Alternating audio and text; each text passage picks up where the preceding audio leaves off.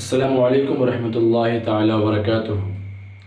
I seek protection in Allah from shaitan, the rejected one. Starting with the name of Allah, the all merciful, the very merciful. उम्मीद करता हूँ आप सब खैरियत से होंगे।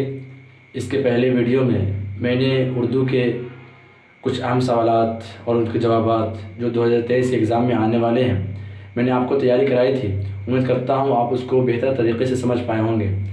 तो आइए आज मैं उसी उर्दू के 2023 में एग्ज़ाम में आने वाले कुछ अहम सवालात चैप्टर नंबर 2 के मैं आपको आज कुछ सवालात और जवाबात और कुछ ऐसे नए अंदाज में आपको बताऊंगा जिससे आपको ऑब्जेक्टिव और सब्जेक्टिव दोनों क्लियर हो जाएंगे अच्छे तरीके से इंशाल्लाह। ये वादा करें आप ये कि पहले इस वीडियो का आप एंड तक देखेंगे। आइए तो शुरू करते हैं। देखिए दूसरा चैप्टर है भाभी जान। आप पढ़े होंगे भाभी जान बहुत ही इंटरेस्टिंग कहानी है। भाभी जान के मुसन्निफ़ कौन है, उसके लिखने वाले कौन है? उसके लिखने वाले सुहेल अज़ीम आबादी हैं। तो आइए कुछ ये करते हैं कुछ नए अंदाज से। देखें ये चीज़ आप याद कर लें, इस चीज़ को याद करना होगा आपको। अगर ये चीज़ आप याद कर लेते हैं तो आपका ऑब्जेक्टिव और सब्जेक्टिव दोनों इतने अच्छे तरीके से क्लियर हो जाएंगे कि आप कन्फ्यूज़ होंगे ही नहीं। आइए तो शुरू करते हैं। देखिए सबसे पहला सवाल है, सबसे पहली बात है उर्दू का पहला मुख्तसर अफसाना नसीर और खदीजा है। उर्दू का सबसे पहला मुख्तसर अफसाना कौन है? नसीर और खदीजा है, जिसको राशिदुल खैरी ने लिखा है। किसने लिखा है? राशिदुल खैरी ने लिखा है। और ये 1903 ईस्वी को शाये हुआ। 1903 ईस्वी को शाये हुआ, यानी कि 1903 ईस्वी को शाये हुआ मतलब कि रिलीज़ हुआ, यानी कि जिसको बोलते हैं ना रिलीज़ होना, उसी को शाये बोलते हैं उर्दू में। तो 1903 ईस्वी को वो शाये हुआ, इसको आप याद कर लें। देखिए स्टार देकर के लिखा हुआ है, मतलब कि ये बहुत ही इंपॉर्टेंट है। VVI क्वेश्चन है, ये क्वेश्चन आंसर में काम आ सकता है आपका। और दूसरा है तरक्की पसंद तहरीक। तरक्की पसंद तहरीक की इब्तिदा 1936 ईस्वी में हुई। देखिए तरक्की पसंद तहरीक ये आपको याद कर लें। तरक्की पसंद तहरीक इसको आप याद कर लें। तरक्की पसंद तहरीक की इब्तिदा यानी इब्तिदा मतलब कि शुरुआत नहीं, स्टार्ट कब हुई थी? तो 1936 ईस्वी में हुई थी। तरक्की पसंद तहरीक की इब्तिदा 1936 ईस्वी में हुई थी। और पहली हिंद कॉन्फ्रेंस, कॉन्फ्रेंस बोलते हैं जलसे को, प्रोग्राम को, ठीक है। और पहली हिंद कॉन्फ्रेंस लखनऊ में हुई थी मुंशी प्रेमचंद की सदारत में। सदारत यानी किसी प्रोग्राम का जो मेन हेड होता है उसी को सदर बोलते हैं, ठीक है। तो और पहली हिंद कॉन्फ्रेंस लखनऊ में हुई थी, मुंशी प्रेमचंद की सदारत में हुई थी। देखिए आपको अगर ये याद कर लेते हैं ना तो मैं सही बता रहा हूँ, आपको ऑब्जेक्टिव एकदम क्लियर हो जाएंगे। मैं ऑब्जेक्टिव भी क्वेश्चन बताऊंगा आपको, उससे बहुत ही आपको फायदामंद हासिल हो सकता है। आइए तीसरा देखते हैं। तीसरा है तरक्की पसंद तहरीक की बानी सज्जाद ज़हीर और सदर मुल्क राज आनंद थे। यानी तरक्की पसंद तहरीक के बानी, बानी यानी बनाने वाले। इसको तरक्की पसंद तहरीक को किसने बनाया? तो सज्जाद ज़हीर ने बनाया और सदर मुल्क राज आनंद ने बनाया था। ये दोनों मिलकर ये चीज़ को बनाए थे, ठीक है। और दूसरा देखते हैं कि सुहेल अज़ीम आबादी एक ज़मींदार ख़ानदान से ताल्लुक़ रखते थे। आपके सवाल में ये आ सकता है कि सुहेल अज़ीम आबादी किस ख़ानदान से ताल्लुक़ रखते थे? 4 ऑप्शन में आपको ये देगा, तो आप किस में टिक आउट करेंगे? ज़मींदार ख़ानदान से वो ताल्लुक़ रखते थे। और सुहेल अज़ीम आबादी एक ज़मींदार ख़ानदान से ताल्लुक़ रखते थे। और चलिए आगे कि सुहेल अज़ीम आबादी 1 साल के थे कि उनकी वालदा का साया सर से उठ चुका था। नहीं, सुहेल अज़ीम आबादी कितने साल के थे कि उनकी वालदा इंतकाल कर चुकी थी? सर से साया उठने का मतलब वो इंतकाल कर चुकी थी। वही सवाल पूछेगा आपसे कि सुहेल अज़ीम आबादी कितने साल के थे कि उनकी वालदा इंतकाल कर चुकी थी या उनके सरों से साया हट गया था? तो 1 साल के थे कि उनकी वालदा का साया उनके सर से उठ गया था। आप ये इजीली बना सकते हैं। और आगे देखिए सुहेल अज़ीम आबादी के अफसानवी मजमूए, सुहेल अज़ीम आबादी के अफसानवी मजमूए पहला मजमुआ 4 चेहरे। सुहेल अज़ीम आबादी के पहले अफसानी मजमूए का नाम क्या चीज़ है? 4 चेहरे। इस चीज़ को आप याद कर लें। और जो 1934 में शाये हुआ है। सुहेल अज़ीम आबादी का पहला अफसाना जो क्या है वो है 4 चेहरे, जो कब रिलीज़ हुआ, कब शाये हुआ? 1934 ईस्वी में शाये हुआ। और अलाव भी इन्हीं के लिखा हुआ है। अलाव और आदमी के रूप, ये क्या है? ये अफसाना है। किसका लिखा हुआ है? सुहेल अज़ीम आबादी का लिखा हुआ है। और इनका सुहेल अज़ीम आबादी का एक लिखा हुआ नाविल है। नाविल क्या ना, उसका नाम क्या है? तो उसका नाम है बेजड़ के पौधे, ठीक है। इस चीज़ जो ना इतने सारे चीज़ जो दिया हुआ है, इससे आपको बहुत सारे ऑब्जेक्टिव क्वेश्चन हल हो सकते हैं इजीली।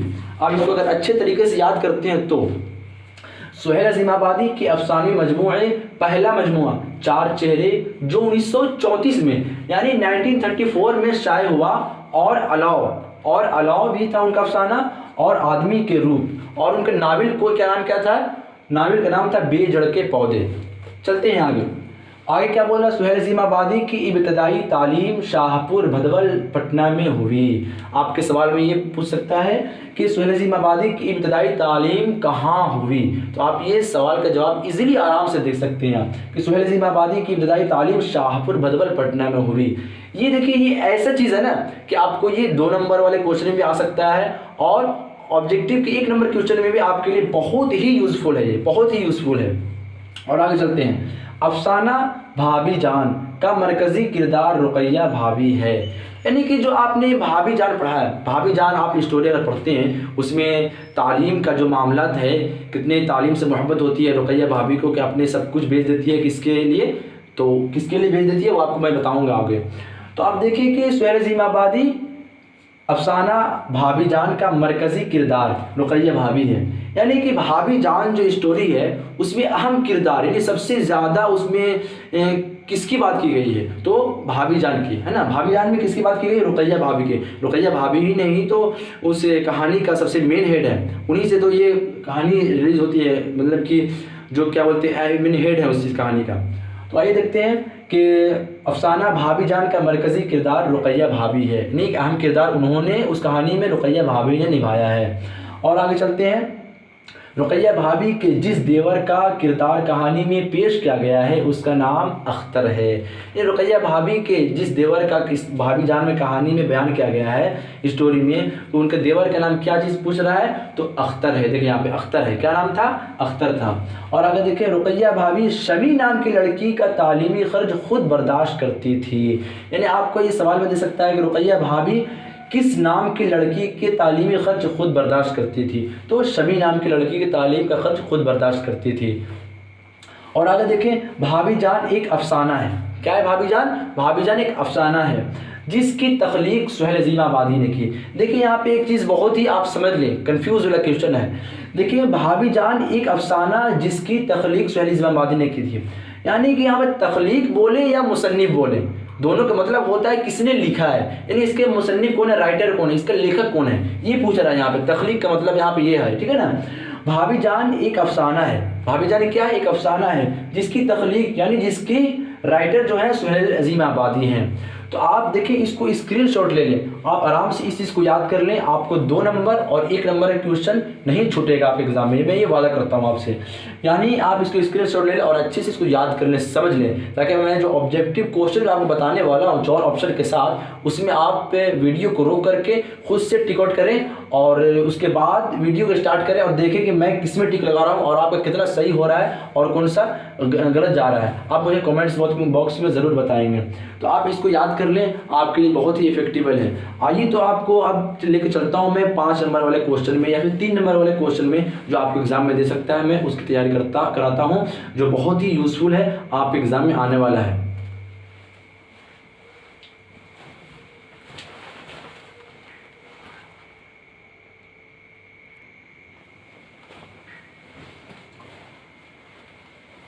तो आइए आपको अब मैं ले चलता हूँ वो सवालात जो एग्ज़ाम में बहुत ही यूज़फुल हैं, बहुत ही आने वाले एग्ज़ाम में सवालात हैं।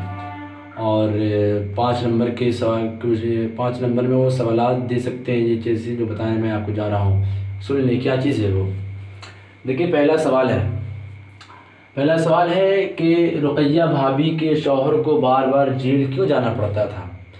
ये सब चीज़ें हैं ऐसी हैं जो आपको स्टोरी अगर पढ़े होंगे तो आपको खुद ब खुद समझ में आ गया होगा, लेकिन फिर भी मैं आपको सवालात के और जवाब मैं आपको दे रहा हूँ कि रुकैया भाभी के शौहर को बार बार जेल क्यों जाना पड़ता था।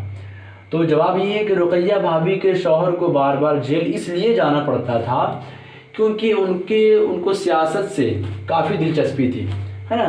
रुकैया भाभी के शौहर को बार बार जेल इसलिए जाना पड़ता था क्योंकि उनके शौहर को सियासत से काफ़ी दिलचस्पी थी, इसीलिए वो बार बार जेल चला जाते थे।